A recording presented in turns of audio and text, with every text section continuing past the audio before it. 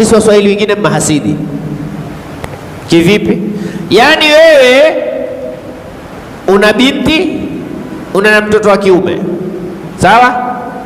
Hamshi huko, binti yako ameolewa na kijana, mashallah, humwangalia kwa kila kitu.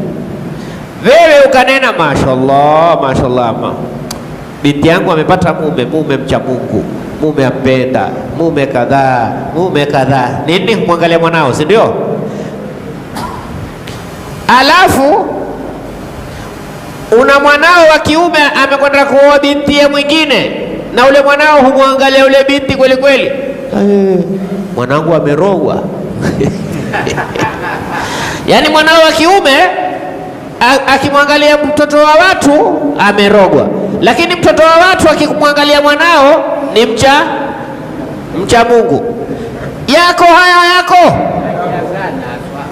yaki, mimi namwangalia mke wangu hafui, haoshi zombo, mmemtilia mashini, ati mimi nimerogwa. Si mwenyewe nataka mikono mepesi. Tukunani mama na mikono ukafikiri ni umeshikwa na msasa.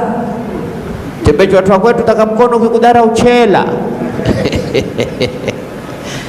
Lakini sasa wewe usipokuwa na insafi, wewe mzazi wataka binti yako afanyiwe kila kitu, nataka waikate hili. Wewe binti yako wataka afanyiwe kila kitu na kijana wa kiume wa watu, lakini kijana wako wa kiume asimfanyie binti ya mtu kitu, makosa.